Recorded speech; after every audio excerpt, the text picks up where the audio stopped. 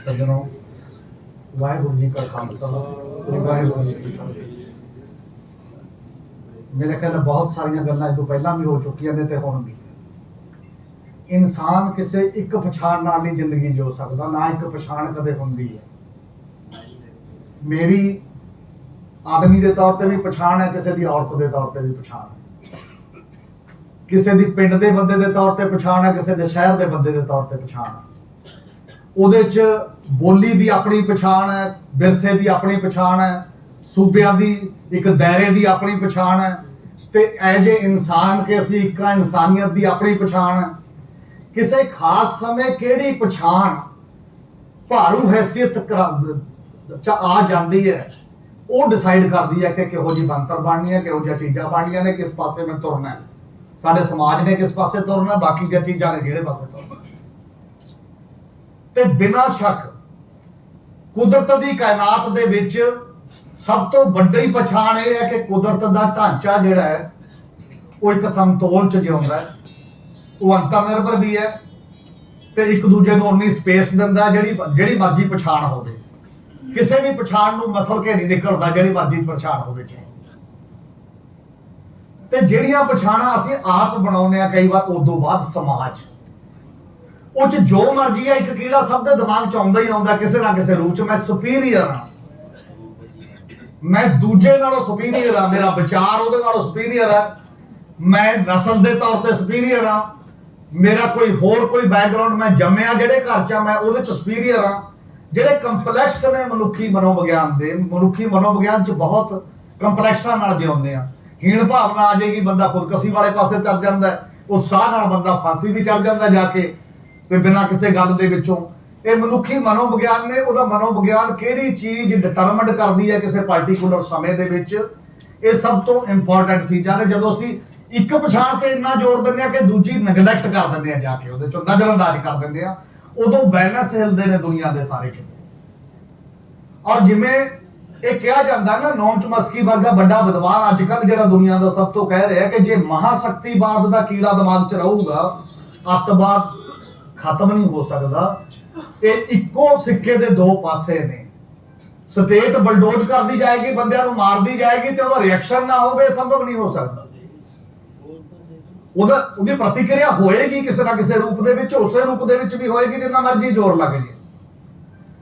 ਇਸੇ ਕਰਕੇ ਉਹ ਜਿਹੜੀਆਂ ਪਛਾਣਾਂ ਦਾ ਸਵਾਲ ਸੀ, ਉਹਨੂੰ ਕਿਸ ਢੰਗ ਨਾਲ ਸਮਾਜ 'ਚ ਬੈਲੈਂਸ ਕਰਨਾ।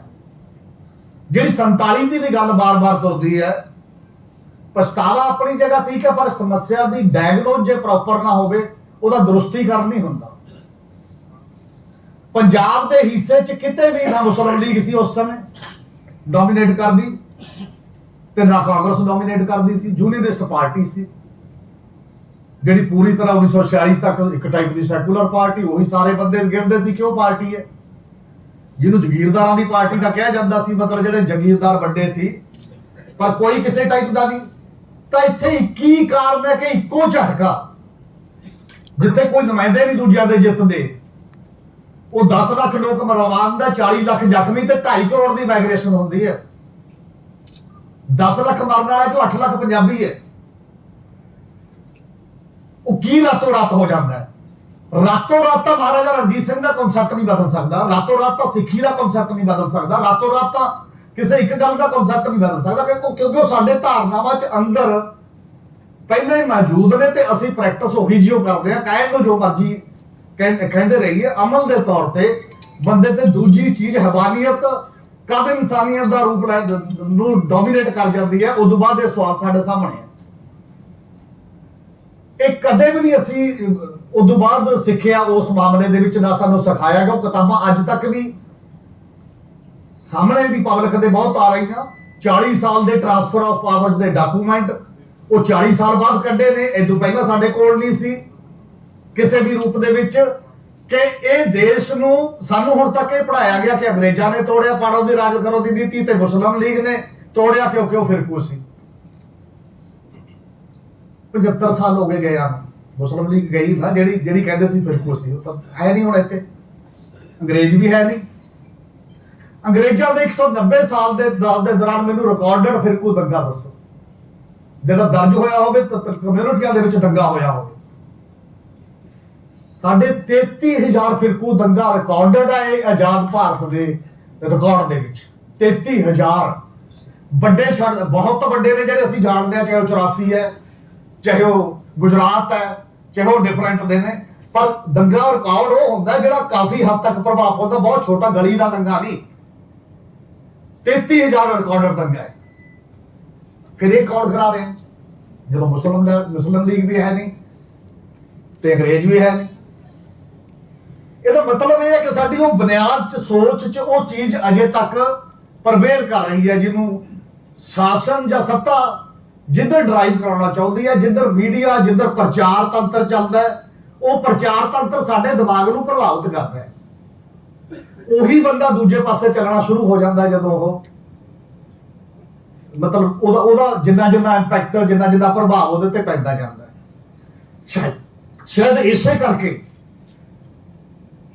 ਇਹ ਦੇਸ਼ ਟੁੱਟਿਆ ਕਿ ਦੇਸ਼ ਤੇ ਰਾਜ ਫਿਊਚਰ ਚ ਕਿਵੇਂ ਕਰਨਾ, ਕਿਵੇਂ ਕਰਨਾ, ਜੇ ਤੋੜਿਆ ਜਾਏਗਾ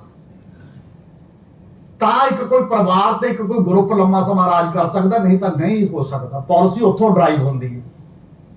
ਜੇ ਪੰਜਾਬ ਕਦੇ ਸੋਚ ਕੇ ਦੇਖੋ, ਪੰਜਾਬ ਵੀ ਇਕੱਠਾ ਰਹਿੰਦਾ ਤੇ ਬੰਗਾਲ ਵੀ, ਯੂਪੀ ਚੋਂ ਕਿੰਨੇ ਪ੍ਰਾਈਮ ਮਿਨਿਸਟਰ ਬਣ ਜਾਂਦੇ ਕਦੇ। ਜ਼ਿੰਦਗੀ ਸੰਭਾਵਨਾ ਸੀ ਕਿ ਜਦੋਂ ਡੈਮੋਗ੍ਰਾਫੀ ਦਾ ਪ੍ਰੋਫਾਈਲ ਅਲੱਗ-ਅਲੱਗ ਹੁੰਦਾ, ਇਹੋ ਜਿਹਾ ਹੀ ਹੁੰਦਾ ਸਾਰਾ, ਪੰਜਾਬ ਵੀ ਉਹੋ ਜਿਹਾ ਹੀ ਹੁੰਦਾ ਤੇ ਬੰਗਾਲ ਵੀ ਉਹੋ ਜਿਹਾ ਹੀ ਹੁੰਦਾ, ਤਾਂ ਇੱਕ ਸੰਤੋਲ ਹੋਣਾ ਸੀ ਇੱਕ ਤਾਕਤਾਂ ਦਾ ਤੇ ਬਾਕੀਆਂ ਦੀਆਂ ਚੀਜ਼ਾਂ ਦਾ। ਉਹ ਸੰਭਵ ਨਹੀਂ ਸੀ ਉਸ ਪਾਸੇ ਚੱਲਿਆ ਜਾਂਦਾ। ਸੰਵਿਧਾਨ ਘੜਨ ਦੀ ਸਭਾ 'ਚ ਵੀ ਬਹੁਤ ਸੀਰੀਅਸ ਡਿਬੇਟ ਹੋਈ ਹੈ ਇਸ ਗੱਲ ਤੇ ਕਿ ਜੇ ਇੱਕ ਰਾਜ 80 MP ਭੇਜੇਗਾ, ਦੂਜਾ ਰਾਜ 6 ਜਾਂ 10 ਭੇਜੂਗਾ, ਇਹ ਕਿਹੜੀ ਡੈਮੋਕ੍ਰੇਸੀ ਹੋਏਗੀ? ਉਹਦੀ ਤਾਂ ਚੱਲਣੀ ਹੋਣੀ ਕਦੇ।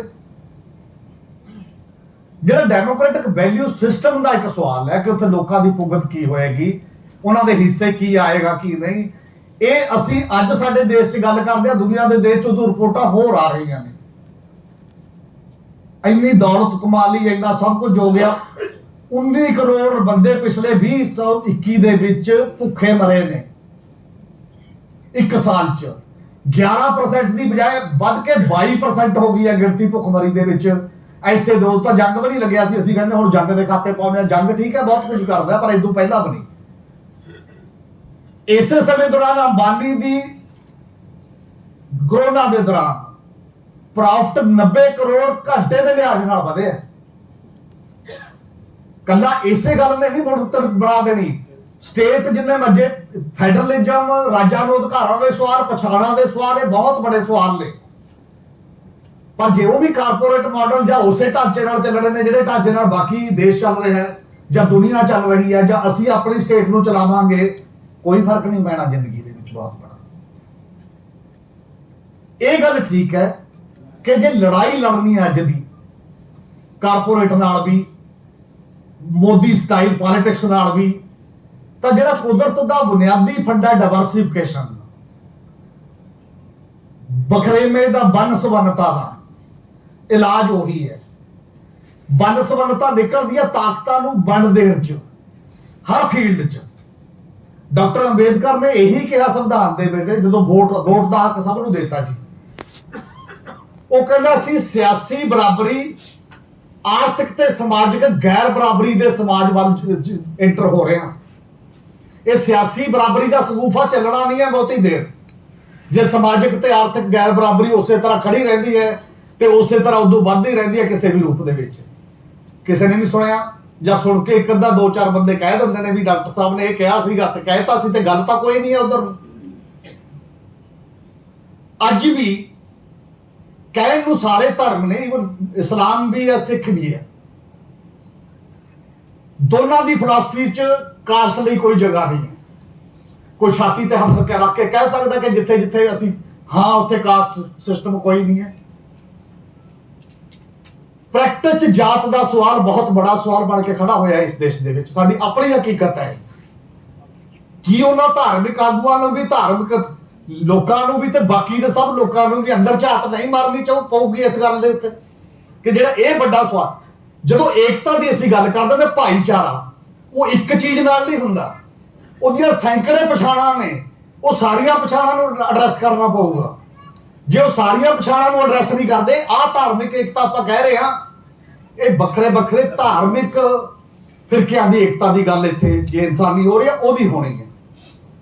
ਇਦੋਂ ਬਾਅਦ ਜਿਹੜੀ ਜ਼ਮੀਨੀ ਹਕੀਕਤ ਦੇ ਵਿੱਚ ਹੋਰ ਵਖਰੇਵੇਂ ਨੇ ਜਾਤ ਦੇ, ਬਾਕੀ ਦੇ ਵੱਖ-ਵੱਖ ਟਾਈਪ ਦੇ, ਉਹਨਾਂ ਨੂੰ ਵੀ ਐਡਰੈਸ ਕਰਨਾ ਪਏਗਾ। ਕੋਈ ਸਮਾਜ ਆ ਜਾਏ ਜੋ ਉਹਨੂੰ ਐਡਰੈਸ ਨਹੀਂ ਕਰਦਾ ਤਾਂ ਏਕਤਾ ਨਹੀਂ ਹੈ ਸੰਭਵ ਉਸ ਪੱਧਰ ਦੀ, ਜਿਹੜੇ ਪੱਧਰ ਦੀ ਏਕਤਾ ਦੀ ਗੱਲ ਹੋਣੀ ਚਾਹੀਦੀ ਹੈ। ਤੇ ਇਸ ਮਾਮਲੇ ਦੇ ਵਿੱਚ ਇਹ ਬਹੁਤ ਜ਼ਰੂਰੀ ਚੀਜ਼ ਹੈ ਕਿ ਇਤਿਹਾਸ ਨੂੰ ਵੀ ਦੁਬਾਰਾ ਪੜ੍ਹਿਆ ਜਾਵੇ। ਆਰਐਸਐਸ ਆਪਣੇ ਢੰਗ ਨਾਲ ਪੜ੍ਹ ਰਹੀ ਹੈ ਤੇ ਆਪਣੇ ਢੰਗ ਨਾਲ ਕਰ ਰਹੀ ਹੈ। ਅਜੇ ਤੱਕ ਸਾਡੇ ਪੀਪਲ ਹਿਸਟਰੀ ਲਿਖਣ ਦਾ ਰਿਵਾਜ ਨਹੀਂ ਪਿਆ। ਲੋਕ ਇਤਿਹਾਸ ਕੀ ਹੁੰਦਾ, ਹਜੇ ਤੱਕ ਅਸੀਂ ਰਾਜਿਆਂ ਦੀਆਂ ਜਿੱਤਾਂ ਹਾਰਾਂ ਦਾ ਇਤਿਹਾਸ ਪੜ੍ਹਦੇ ਹਾਂ। ਫਲਾਨਾ ਰਾਜਾ ਚੰਗਾ ਸੀ, ਫਲਾਨਾ ਮਾੜਾ ਸੀ। ਯੂਰਪ ਦੇ ਵਿੱਚ ਰਿਵਾਜ ਪਏ ਨੂੰ ਵੀ ਸਾਰੇ 15-20 ਸਾਲ 30 ਸਾਲ ਹੋਏ ਨੇ। ਹਜੇ ਅਸੀਂ ਲੋਕਾਂ ਨੇ ਵੀ ਤਾਂ ਉੱਥੇ ਕੀਤਾ ਹੋਣਾ, ਇਕੱਲੇ ਰਾਜਿਆਂ ਨੇ ਥੋੜੀ ਸਾਰਾ ਕੁਝ ਕਰਤਾ। ਲੋਕਾਂ ਨੇ ਜ਼ਿੰਦਗੀ ਜਿਉਈ ਆ, ਉਹਨਾਂ ਦਾ ਇੱਕ ਭਾਈਚਾਰਕ ਸਿਸਟਮ ਸੀ। ਰਾਜ ਤਾਂ ਬਹੁਤ ਲੇਟ ਆਉਂਦਾ ਕਿਸੇ ਪਿਕਚਰ ਦੇ ਵਿੱਚ ਜਾ ਕੇ, ਬੜੀ ਦੇਰੀ ਨਾਲ ਬਾਅਦ ਰਾਜ ਆਉਂਦੇ ਨੇ ਕਿ ਰਾਜ ਕੌਣ ਹੈ ਕੌਣ ਨਹੀਂ ਹੈ। ਉਹਦੇ 'ਚ ਜਿਹੜਾ ਸਮਾਜਿਕ ਪਹਿਲੂ ਹੈ ਲੋਕਾਂ ਦਾ, ਇਹ ਬਹੁਤ ਵੱਡੀ ਚੀਜ਼ ਹੈ। ਇਸੇ ਕਰਕੇ ਇਸ ਧਰਤੀ ਤੇ ਜਦੋਂ ਅਸੀਂ ਗੁਰੂ ਨਾਨਕ ਸਾਹਿਬ ਦੇ ਫਲਸਫੇ ਦੀ ਗੱਲ ਕਰਦੇ ਹਾਂ, ਜਦੋਂ ਉਹਨਾਂ ਦੇ ਸਰਬੱਤ ਦੇ ਭਲੇ ਦੀ ਗੱਲ ਕਰਦੇ ਹਾਂ, ਤਾਂ ਉਹ ਦਿਖਾਈ ਦਿੰਦਾ ਅਮਲ 'ਚ, ਪ੍ਰੈਕਟਿਸ ਦੇ ਵਿੱਚ, ਬੜੀ ਵਾਰ ਜ਼ਿੰਦਗੀ ਦੇ ਤਰਜੇ ਅਮਲ ਦੇ ਵਿੱਚ। ਜੇ ਗੁਰੂ ਗ੍ਰੰਥ ਸਾਹਿਬ ਸਾਡੇ ਸਾਹਮਣੇ ਹੈ, ਉਹ 'ਚ ਇਕੱਲੇ ਗੁਰੂ ਨਹੀਂ ਹੈ, ਉਹ 'ਚ ਬਾਬਾ ਫਰੀਦ ਤੋਂ ਲੈ ਕੇ ਕਬੀਰ ਤੋਂ ਲੈ ਕੇ ਕਿੰਨੇ ਭਗਤ ਤੇ ਕਿੰਨੇ ਆਮ ਆਦਮੀ ਵੀ ਨੇ, ਬਾਕੀ ਵੀ ਛੱਡ ਦਿਓ। ਉਹ ਪ੍ਰੈਕਟਿਸ ਦੇ ਵਿੱਚ ਪ੍ਰਵਾਨ ਕਰਨਾ ਹੈ। ਹੋਰ ਕੀ ਹੁੰਦਾ, ਸਭ ਸਾਰਿਆਂ ਨੂੰ ਪ੍ਰਵਾਨ ਕਰਨਾ। ਨਾ ਉਹ 'ਚ ਜਾਤ ਕੰਸੀਡਰ ਕੀਤੀ ਜਾਂਦੀ ਹੈ, ਕੋਈ ਜਨਾਹ ਹੈ, ਕੋਈ ਐਸੀ ਹੈ, ਕੋਈ ਫਲਾਨਾ ਹੈ, ਫਲਾਨਾ। ਜਿਹੜਾ ਵਿਦਵਾਨ ਹੈ, ਜਿਹਦੀ ਗੱਲ 'ਚ ਅਮਲ ਹੈ, ਤੇ ਉਹ ਆਪਾਂ ਕਰ ਸਾਰਿਆਂ ਦੇ ਸਾਹਮਣੇ ਰੱਖਤੀ ਕਿ ਆਹ ਚੀਜ਼ ਹੈ, ਇਹ ਤੁਹਾਡਾ ਗੁਰੂ ਹੈ। ਇਹ ਸ਼ਬਦ ਦੇ ਤੌਰ ਤੇ, ਗੁਰੂ ਦੇ ਤੌਰ ਤੇ ਇੱਕ ਵਿਚਾਰੀ ਹੋਈ ਚੀਜ਼ ਹੈ। ਇਹ ਮਾਡਰਨ ਤਰੀਕੇ ਦਾ ਜਿਹੜਾ ਸਭ ਤੋਂ ਇੰਪੋਰਟੈਂਟ ਚੀਜ਼ ਸੀ ਕਿ ਇੱਕ ਕੋਈ ਐਸਾ ਮੰਜ਼ਰ ਬਣੇ ਜਿੱਥੇ ਸਾਰੇ ਲੋਕ ਜਿਹੜੇ ਤਰੀਕੇ ਨਾਲ ਚੱਲ ਸਕਣ। ਉਹ ਇਸ ਕਰਕੇ ਹੈ ਕਿ ਉਹਨੂੰ ਉਨੀ ਸਪੇਸ ਦਿੱਤੀ ਗਈ ਆ ਹਰ ਮਾਮਲੇ ਦੇ ਵਿੱਚ, ਉਹਦੇ ਬਾਕੀ ਦੇ ਮਾਮਲਿਆਂ ਦੇ ਨਾਲ ਦੀ ਨਾਲ, ਤਾਂ ਲੋਕ ਉਹਨੂੰ ਉਸ ਰੂਪ ਦੇ ਵਿੱਚ ਕੰਸੀਡਰ ਕਰਨਗੇ। ਔਰ ਮੈਨੂੰ ਇਹ ਲੱਗਦਾ ਕਿ ਉਹ ਸਾਰੀਆਂ ਚੀਜ਼ਾਂ ਦੀ ਬਹੁਤ ਗਹਿਨ ਜ਼ਰੂਰਤ ਹੈ। ਜਿੰਨੀਆਂ ਪਛਾਣਾਂ ਨੇ, ਸਾਰੀਆਂ ਪਛਾਣਾਂ ਦੀ ਕਦਰ ਕਰਦੇ ਆ। ਉਹਦਾ ਸੱਤਾ ਦੇ ਵਿੱਚ, ਪੋਲੀਟੀਕਲ ਸੱਤਾ ਦੇ ਵਿੱਚ ਵੀ, ਉਹਦਾ ਆਰਥਿਕ ਦੌਲਤ ਦੀ ਡਿਵੀਜ਼ਨ ਦੇ ਵਿੱਚ ਵੀ, ਉਹਦਾ ਸਮਾਜਿਕ ਤੇ ਸੱਭਿਆਚਾਰਕ ਰੁਤਬੇ ਦੇ ਵਿੱਚ ਵੀ, ਜੇ ਉਹ ਸਾਰੀਆਂ ਚੀਜ਼ਾਂ ਦਾ ਕੋਈ ਇੱਕ ਡਾਇਰੈਕਸ਼ਨ ਨਹੀਂ ਬਣੂਗੀ ਕਿ ਤੁਹਾਡੀ ਬਰਾਬਰ ਦੀ ਸਪੇਸ ਹੈ, ਫੇਰ ਨਹੀਂ ਬਹੁਤੀ ਦੇਰ ਨਾਲ ਭਾਈਚਾਰਾ ਬਣੂਗਾ ਉਹਨਾਂ ਚੀਜ਼ਾਂ ਦੇ ਨਾਲ, ਬਾਕੀ ਦੇ ਨਾਲ ਨਹੀਂ ਬਣੂਗਾ। ਔਰ ਜੇਕਰ ਸ਼ੇਰ ਨੂੰ ਇਹ ਹੱਕ ਹੋ ਗਿਆ ਜੰਗਲ ਦੇ ਵਿੱਚ ਵੀ ਤੂੰ ਮਾਰ ਕੇ ਤਾਜ਼ਾ ਸ਼ਿਕਾਰ ਖਾਣਾ, ਮਾਰ ਨਹੀਂ ਛਿੜਦਾ ਕੁਦਰਤ ਕਿਤੇ ਵੀ। ਉਹ ਲੋੜ ਅਨੁਸਾਰ ਮਾਰਦਾ ਤੇ ਲੋੜ ਅਨੁਸਾਰ ਖਾਂਦਾ। ਸਾਡੇ ਜਿਹਨੂੰ ਸੱਤਾ 'ਚ ਹੱਕ ਮਿਲ ਗਿਆ, ਉਹ ਘਰ ਭਰ ਨੂੰ ਤੁਰਦਾ ਕਿ 7 ਪੀੜ੍ਹੀਆਂ ਦੇ ਮੈਂ ਭਰ ਲੈਣਾ ਸਾਰੇ, ਮੈਂ ਕੀ ਲੈਣਾ, ਮੈਂ ਨਵਾਂ ਨਹੀਂ ਖਾਣਾ, ਮੈਂ ਤਾਂ ਸਟੋਰ ਕਰੂੰਗਾ ਬਹੁਤ ਜ਼ਿਆਦਾ। ਉਹ ਐਂਟੀ ਨੇਚਰ ਜਿਹਨੂੰ ਕਹਿੰਦੇ ਆ, ਕੁਦਰਤ ਵਿਰੋਧੀ ਤੇ ਬਾਕੀ ਹੈ। ਕਣਕ ਦਾ ਝਾੜ ਥੋੜਾ ਜਿਹਾ ਘਟਿਆ, ਜੇ 1 ਡਿਗਰੀ ਸੈਂਟੀਗ੍ਰੇਡ ਹੋਰ ਘਟ ਗਿਆ, ਕਲਾਈਮੇਟ ਮਤਲਬ ਹੋਰ ਗਰਮ ਹੋ ਗਿਆ ਆਲਮੀ ਤਪਸ਼ ਦੇ ਤੌਰ ਤੇ, 25% ਓਵਰਆਲ ਦੁਨੀਆ ਦਾ ਝਾੜ ਘਟਣ ਜਾ ਰਿਹਾ ਅਗਲੇ 10 ਸਾਲਾਂ 'ਚ। ਭੁੱਖਮਾਰੀ ਨਾਲ ਦੰਗੇ ਹੋਣਗੇ ਸਾਰੇ ਕਿਤੇ, ਸਭ ਦੇ ਸਾਹਮਣੇ ਹੋਏਗੀ ਉਹ ਤਸਵੀਰ ਜਿਹੜੀ ਹੈ। ਕੱਲੀ ਗੱਲ ਇੰਨੀ ਵੀ ਨਹੀਂ ਹੈ ਕਿ ਹੁਣ ਜੋਗਾ ਅਨਾਜ ਨਹੀਂ ਹੈ। ਦੁਨੀਆ 'ਚ ਸਭ ਨੂੰ ਠੀਕ ਤਰੀਕੇ ਦੇ ਅਨਾਜ ਦੇਣ ਜੋਗੀ ਅਨਾਜ ਇਸ ਵੇਲੇ ਮੌਜੂਦ ਹੈ। ਪਰਸੋਂ ਇੱਕ ਰਿਪੋਰਟ ਆਈ ਹੈ ਵਰਲਡ ਫੂਡ ਪ੍ਰੋਗਰਾਮ ਦੀ। ਉਹ ਕਹਿੰਦਾ ਜੇਬ 'ਚ ਪੈਸਾ ਹੀ ਨਹੀਂ ਹੈ, ਇਸੇ ਲਈ ਭੁੱਖੇ ਢਿੱਡ ਜਾ ਕੇ ਸੌਂਦੇ ਨੇ ਬੰਦੇ। ਜੇਬ 'ਚ ਪੈਸਾ ਹੈ ਨਹੀਂ ਹੈ, ਰੁਜ਼ਗਾਰ ਹੈ ਨਹੀਂ ਹੈ, ਕੰਮ ਹੈ ਨਹੀਂ ਹੈ ਕਿਤੇ ਜਿਹਦੇ ਨਾਲ ਉਹਨੇ ਰੋਜੀ ਰੋਟੀ ਕਰਨੀ ਹੈ। ਸਟੇਟ ਦਾ ਮੁੱਢਲਾ ਹੱਕ ਜਾਨ ਤੇ ਮਾਲ ਦੀ ਰਾਖੀ ਹੈ ਨਾ। ਜਾਨ ਕਿਵੇਂ ਬਚੇਗੀ ਜਦ ਖਾਣ ਨੂੰ ਕੁਝ ਨਹੀਂ ਹੈ? ਜਾਂ ਬਿਮਾਰੀ ਨਾਲ ਮਰ ਜਾਊਗਾ, ਜਾਂ ਭੁੱਖ ਨਾਲ ਮਰੂ, ਜਾਂ ਕਿਸੇ ਨਾਲ। ਲਗਭਗ 26,000 ਬੰਦਾ ਡੇਲੀ ਭੁੱਖ ਨਾਲ ਮਰਨ ਲੱਗ ਗਿਆ ਦੁਨੀਆ 'ਚ ਕਰੋਨਾ ਤੋਂ ਬਾਅਦ। ਕਰੋਨਾ 'ਚ ਨਹੀਂ ਉਹਨੇ ਬੰਦੇ ਮਰੇ ਜਿੰਨੇ ਇਹਦੇ ਨਾਲ ਮਰਨ ਲੱਗ ਗਏ। ਇਹ ਏਜੰਡੇ ਬਹੁਤ ਏਜੰਡੇ ਨੇ। ਕਈ ਵਾਰ ਅਸੀਂ ਇਕਨੋਮਿਕ ਏਜੰਡੇ ਨੂੰ ਕਹਿੰਦੇ ਐਵੇਂ ਏਜੰਡਾ ਜੀ, ਬਾਕੀ ਦਾ ਤਾਂ ਆਪਾਂ ਭਾਈਚਾਰਾ ਇਕੱਲਾ ਕਰੋ। ਭਾਈਚਾਰੇ ਟੋਟਲ ਬੁਨਿਆਦ ਨੂੰ ਜੋੜ ਕੇ ਹੋਣਗੇ। ਇਦੋਂ ਬਿਨਾਂ ਮੇਰਾ ਖਿਆਲ ਹੈ ਭਾਈਚਾਰਕ ਸਾਂਝ ਵੀ ਆਪਾਂ ਕਹੀ ਜਾਵਾਂਗੇ ਜਿਵੇਂ ਬਾਕੀ ਦੀਆਂ ਰਸਮਾਂ ਨੇ, ਧਰਮ ਬੈਰ ਨਹੀਂ ਸਿਖਾਉਂਦਾ ਜਾਂ ਬਾਕੀ ਦਾ ਉਹ ਨਹੀਂ, ਪ੍ਰੈਕਟਿਸ 'ਚ ਤਾਂ ਹੋ ਰਹੀਆਂ ਨੇ ਚੀਜ਼ਾਂ। ਉਹਨੂੰ ਐਡਰੈਸ ਕਰਨ ਦਾ ਸਵਾਲ ਹੈ। ਜੰਗ ਦੇ ਖਿਲਾਫ ਆਪਾਂ ਕਿੰਨਾ ਮੁਜ਼ਾਹਰਾ ਕੀਤਾ ਪੰਜਾਬ ਦੇ ਵਿੱਚ, ਕਦੇ ਵੀ ਕਿਸੇ ਨੇ ਆਵਾਜ਼ ਕਿੰਨੀ ਕੁ ਉਠਾਈ? ਰੂਸ ਨੇ ਹਮਲਾ ਕਰਤਾ ਇੱਕ ਤੇ ਯੂਕਰੇਨ ਤੇ ਹੋ ਗਿਆ, ਤੇ ਉਧਰ ਜੀ ਇੱਕ ਕੰਟਰੀ ਬੜਾ ਵੱਡਾ ਹੈ, ਉਹਨੂੰ ਯੂਕਰੇਨ ਨੂੰ ਉਂਗਲ ਲਾਈ ਜਾਂਦਾ ਹੈ, ਤੇ ਬੰਦੇ ਮਰ ਗਏ। ਸਾਨੂੰ ਤਾਂ ਉਦੋਂ ਪਤਾ ਲੱਗਿਆ ਵੀ ਸਾਡੇ ਜਵਾਕ ਉੱਥੇ ਜਾ ਕੇ ਪੜ੍ਹ ਰਹੇ ਨੇ। ਮੈਨੂੰ ਲੱਗਦਾ ਸਾਡੇ ਚੋਂ ਬਹੁਤ ਜ਼ਿਆਦਾ ਨੂੰ ਉਦੋਂ ਪਹਿਲੀ ਵਾਰ ਪਤਾ ਲੱਗਿਆ। ਅਮਰੀਕਾ, ਕੈਨੇਡਾ, ਆਸਟ੍ਰੇਲੀਆ ਤਾਂ ਆਪਾਂ ਸੁਣਦੇ ਸੀ, ਮੈਡੀਕਲ ਦੀ ਪੜ੍ਹਾਈ ਕਰਨ ਸਾਡੇ ਜਵਾਕ ਯੂਕਰੇਨ ਵੀ ਜਾਂਦੇ ਨੇ। ਯੂਕਰੇਨ ਛੱਡੋ, ਪਿਛਲੇ ਕੁਝ ਦਿਨ ਹੋਏ ਨੇ ਭਾਰਤ ਸਰਕਾਰ ਨੇ ਇੱਕ ਫੈਸਲਾ ਕੀਤਾ ਹੈ, ਸਾਡੇ ਜਵਾਕ ਮੈਡੀਕਲ ਪੜ੍ਹਨ ਲਈ ਪਾਕਿਸਤਾਨ ਦੇ ਮੈਡੀਕਲ ਕਾਲਜਾਂ 'ਚ ਦਾਖਲਾ ਦਿੰਦੇ ਨੇ। ਅਸੀਂ ਰੋਕ ਲਾਈ ਆ ਫੈਸਲਾ ਕਰਕੇ। ਤੇ ਉਹ ਕਿਹੋ ਜਿਹੇ ਕਾਲਜ ਤੁਸੀਂ ਬਣਾ ਰਹੇ ਹੋ, ਜਿਹੜੇ ਕਾਲਜ ਤੁਸੀਂ ਸਸਤੀ ਵਿਦਿਆ ਆਪਣੇ ਦਾਇਰੇ 'ਚ ਨਹੀਂ ਦੇਖ ਰਹੇ, ਉਹਨਾਂ ਦੇ ਲਾਇਕ ਤਾਂ ਕਿਤੇ ਭੱਜ ਰਹੇ ਨੇ, ਫਿਰ ਕਹਿੰਦੇ ਦੁਸ਼ਮਣ ਦੇਸ਼ ਹੈ। ਲੋਕਾਂ ਦੀਆਂ ਲੋੜਾਂ ਦੁਸ਼ਮਣੀ ਥੋੜੀ ਦੇਖਦੀਆਂ ਨੇ। ਕੁਦਰਤ ਦੇ ਵਿੱਚ ਮੇਰਾ ਖਿਆਲ ਹੈ ਦੁਸ਼ਮਣੀ ਦਾ ਕਨਸੈਪਟ ਹੀ ਹੈ ਨਹੀਂ। ਕੁਦਰਤ ਦੇ ਵਿੱਚ ਬਖਰੇਵੇਂ ਦਾ ਕਨਸੈਪਟ ਹੈ, ਦੁਸ਼ਮਣੀ ਦਾ ਕੋਈ ਕਨਸੈਪਟ ਨਹੀਂ। ਅਸੀਂ ਸਮਾਜ 'ਚ ਦੁਸ਼ਮਣੀ ਦਾ ਕਨਸੈਪਟ ਨੰਬਰ 1 ਲਿਆਂਦਾ, ਬਖਰੇਵੇਂ ਦਾ ਅਸੀਂ ਪੜਾਇਆ ਹੀ ਨਹੀਂ। ਸਟਾਰਟਿੰਗ ਉੱਥੋਂ ਹੋ ਜਾਂਦੀ ਹੈ। ਉਹ ਜਿਹੜਾ ਇੱਕ ਪ੍ਰੋਸੈਸ ਹੈ, ਮਤਲਬ ਸੋਚਣ ਦਾ, ਜਿਹੜੇ ਨਜ਼ਰੀਏ ਦੇ ਸਵਾਲ ਨੇ, ਉਹਦੇ 'ਚ ਜਦੋਂ ਆਪਾਂ ਭਾਈਚਾਰਾ ਦੇਖਾਂਗੇ ਇੱਕ ਦੂਜੇ ਨਾਲ ਮਿਲ ਕੇ, ਤਾਂ ਮੇਰੇ ਖਿਆਲ ਸਾਰੇ ਲੈਵਲ ਦੇ ਲੋਕ ਹੀ ਉਹਦੇ 'ਚ ਆਉਣਗੇ, ਕਲਾਵੇ ਦੇ ਵਿੱਚ, ਹਰ ਬ੍ਰਾਂਚ, ਹਰ ਚੀਜ਼ਾਂ, ਤੇ ਫਿਰ ਹੀ ਇਹ ਚੀਜ਼ਾਂ ਨਜ਼ਰ ਆਉਣਗੀਆਂ ਕਿ ਆਪਾਂ ਪਾਕਿਸਤਾਨ ਨਾਲ ਸੰਬੰਧ ਕਿਵੇਂ ਰੱਖਣੇ ਨੇ, ਬਾਕੀ ਨਾਲ ਸੰਬੰਧ ਕਿਵੇਂ ਰੱਖਣੇ ਨੇ। ਜੇ ਬੁਨਿਆਦ ਗਲਤ ਮੰਨਾਂਗੇ ਪਹਿਲਾਂ ਤਾਂ ਸੰਬੰਧ ਵਧੀਆ ਹੋਣ ਨੂੰ ਉਸ ਪਾਸੇ ਵੱਲ ਨੂੰ ਚੱਲੇਗਾ, ਤੇ ਨਹੀਂ ਤਾਂ ਨਹੀਂ ਚੱਲੇਗਾ। ਔਰ ਸਾਡਾ ਤਾਂ ਖੈਰ ਇਸ ਖਿੱਤੇ ਦਾ ਤਾਂ ਹੁਣ ਫਿਊਚਰ ਹੈ ਹੀ ਨਹੀਂ। ਜੇ 550 ਸਾਲਾਂ ਤੇ ਕਰਤਾਰਪੁਰ ਸਾਹਿਬ ਲਾਂਘਾ ਖੁੱਲ ਸਕਦਾ ਹੈ, ਤਾਂ ਬਾਘਾ ਤੇ ਹੁਸੈਨੀ ਵਾਲਾ ਤੇ ਸਾਦਕੀ ਸੁਲੇਮਾਨ ਕੀ ਬਾਰਡਰ ਦੀ ਬਸਤਾਂ ਕਿਉਂ ਨਹੀਂ ਜਾ ਸਕਦੀਆਂ, ਚੀਜ਼ਾਂ ਕਿਉਂ ਨਹੀਂ ਜਾ ਸਕਦੀਆਂ, ਇੱਕ ਦੂਜੇ ਨਾਲ ਆਦਾਨ ਪ੍ਰਦਾਨ ਕਿਉਂ ਨਹੀਂ ਹੋ ਸਕਦਾ। ਤੇ ਇਸ ਖਿੱਤੇ ਦਾ ਆਗੂ ਕਿਸੇ ਵੀ ਪਾਰਟੀ ਦਾ ਚੀਫ ਮਿਨਿਸਟਰ ਹੋਵੇ ਜਾਂ ਬੰਦਾ, ਉਹ ਬਾਰਡਰ ਸੀਲ ਕਰਨ ਦੇ ਬਿਆਨ ਕਿਉਂ ਦਿੰਦਾ, ਤੇ ਲੋਕ ਚੁੱਪ ਕਰਕੇ ਸੁਣਦੇ ਨੇ ਵੀ ਇਹ ਠੀਕ ਹੈ ਜੀ। ਤਾਂ ਪਬਲਿਕ ਓਪੀਨੀਅਨ ਕਿੱਥੇ ਹੈ, ਉਹ ਲੋਕ ਰਾਏ ਕਿੱਥੇ ਹੈ, ਉਹ ਜਾਗਦੇ ਸਿਰਾਂ ਵਾਲੇ ਬੰਦੇ ਕਿੱਥੇ ਨੇ, ਜਿਹੜੇ ਉਹਦੇ ਅਗਲੇ ਦਿਨ ਖੜੇ ਹੋਣ ਉਸ ਗੱਲ ਦੇ ਖਿਲਾਫ ਕਿ ਤੂੰ ਤਮੀਜ਼ ਨਾਲ ਗੱਲ ਕਰ, ਸਾਡੇ ਫੇਵਰ 'ਚ ਨਹੀਂ ਹੈ। ਉਹ ਨਹੀਂ ਹੈ ਕਿਤੇ, ਅਸਲ 'ਚ ਪਬਲਿਕ ਰਿਸਪਾਂਸ ਨਹੀਂ ਹੈ। ਜਿੱਥੇ ਸੰਗਤ ਨੂੰ 21 ਵਿਸਵੇ ਦਾ ਖਿਤਾਬ ਹੋਵੇ ਗੁਰੂ ਨਾਲੋਂ ਵੀ ਜ਼ਿਆਦਾ, ਜਿੱਥੇ ਲੋਕਾਂ ਦੀ ਸੋਝੀ, ਜਿੱਥੇ ਆਪਾਂ ਕਹਿੰਦੇ ਆ ਵੀ ਗਿਆਨ ਬਹੁਤ ਪ੍ਰਫੁੱਲਤ ਹੈ, ਹਿਸਟਰੀ ਦੇ ਵਿੱਚ ਵੀ ਆਪਾਂ ਦੇਖਦੇ ਆ ਪੰਜਾਬ 'ਚੋਂ, ਤੇ ਉਹ ਗਿਆਨ ਧਿਆਨ ਸਾਡੇ ਕਿੱਥੇ ਆ। ਸਾਡੇ ਅਸਲ 'ਚ ਇਹ ਹੋਇਆ, ਮੈਜੋਰਿਟੀ ਬੰਦੇ, ਸਾਡੇ ਬੰਦੇ ਮੈਦਾਨ ਛੱਡ ਚੁੱਕੇ ਨੇ ਪ੍ਰੈਕਟੀਕਲੀ। ਸਭ ਦੇ ਜਵਾਕ ਮੈਜੋਰਿਟੀ ਬਾਹਰ ਜਾ ਰਹੇ ਨੇ, ਜਿਹੜੀ ਮਿਡਲ ਕਲਾਸ ਹੈ, ਤੇ ਉਹ ਕਹਿੰਦਾ ਕਿ ਆਪਣਾ ਬੱਚਾ ਬਾਹਰ ਭੇਜੋ, ਬਾਕੀ ਬਾਅਦ ਦੇ ਵਿੱਚ ਦੇਖਾਂਗੇ। ਜਿਹੜੀ ਪੈਰ ਗੱਡ ਕੇ ਆਪਣੀ ਧਰਤੀ ਨੂੰ ਖੂਬਸੂਰਤ ਬਣਾਉਣ ਦੇ ਲੜਨ ਦੀ ਇੱਕ ਚਾਹਤ ਹੈ, ਉਹ ਮਿਸਿੰਗ ਹੈ ਕਿਤੇ ਨਾ ਕਿਤੇ। ਉਹਨੂੰ ਵਾਪਸ ਲਿਆਉਣਾ ਪਏਗਾ ਤੇ ਖੂਬਸੂਰਤ ਧਰਤੀ ਬਣ ਜਾਏਗੀ। ਬਹੁਤ ਬਹੁਤ ਮਿਹਰਬਾਨੀ।